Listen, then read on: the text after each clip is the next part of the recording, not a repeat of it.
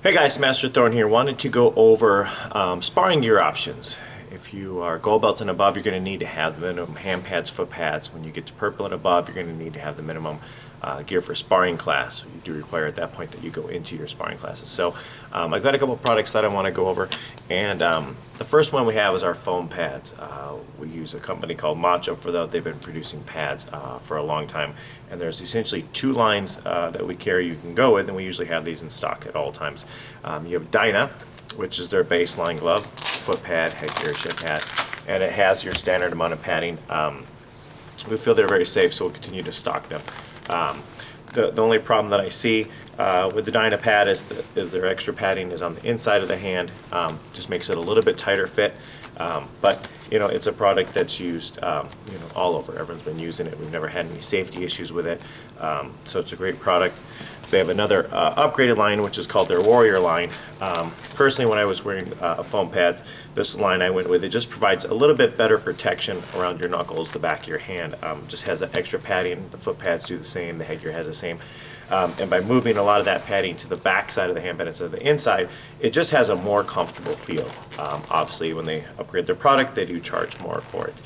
The problem that I do have with foam pads is if you're looking to spar long term, if you're like going to do maybe a year, 2 years, 5 years, a life of sparring, this gear does not last at a high intensity for very long. It is soft, it is very pliable, so eventually it rips, and if the foam gear rips, it just starts to tear, and then you're going to need to get new gear. At the level that I spar at, with the number of hours I put in, if I'm using foam hand pads like I used to, I go through a set about every single month. Now the cost compared to some of the nicer pads is less. It's about half, or when we get it on sale, you get all the way down to maybe a third of the cost.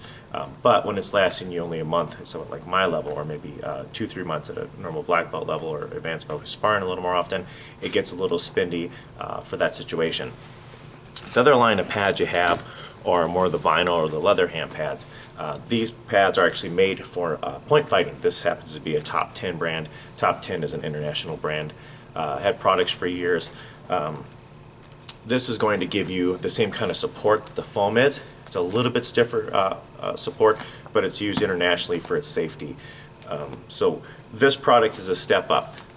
The cost is obviously going to be more, but it's going to last way longer. I think I've actually had this pair of hand pads for, at the time of this video, maybe 3-4 years. I don't actually use them very often, but their shelf life is great even when you're using them.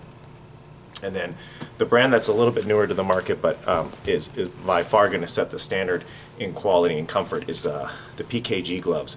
Just the difference in the bulkiness. It's the same size, extra large and extra large. Just the bulkiness is way less here. The flexibility is much greater. The comfort level is there. The detached thumb, the bending of the wrist, everything is just going to be a little higher quality. Again, it's going to cost a little bit more. But I've had our fighters for Team Edge in these for, you know, they've had pairs that have lasted them 2 years, and these are kids who usually rip through foam pads about every 3 months. So when you're looking for an upgrade, the Pkg gear, just for the amount of time it's going to last you for the, so if you look at the amount of money you spend per use on the gloves, this is going to be your best bet for a gear line long term. If you're looking to just get the safety pads, again, your foam pads are better because you're minimal investment up front. There are a few other kinds of pads out there that people have come up and asked if they can use, and I'll show you some of them. You've got your standard bag glove. You know, you use these when you're hitting heavy bags or speed bags. You've got your heavy glove, which we use a lot of times in a cardio class when I teach kickboxing programs, because they're heavier. They're big 16-ounce, 18-ounce, or even down into, like, say, a 12-ounce glove. For boxing, more kickboxing, so it's a really big weighted glove. And then you have your new, more MMA style, which some of the cardio programs are using, which means you have open fingers. It's great if you're doing grappling and those kind of things. They just have a little bit of a knuckle pad. None of those gloves, the bag gloves or MMA gloves, are going to be something that we allow people to spar with. If we had a separate MMA program, or we were doing a kickboxing program where we had full contact, then we might start to use those gloves. We're not happy with the size, the wrist support, the direction of the padding. None of these are padded for strikes down on the side of the arm here. We do different strikes to our ridge hands and so on that we just don't feel they're appropriate. We don't want people's fingers out and free, which I guess is another advantage of going with more of like a top 10 or PKG line, because your fingers are inside of the glove, where the foam ones, your fingers are out and get tangled. So we do, at this point, only allow people to spar with what's called an open hand semi-contact glove, so top 10 PKG, or the foam pads, which we carry in Macho.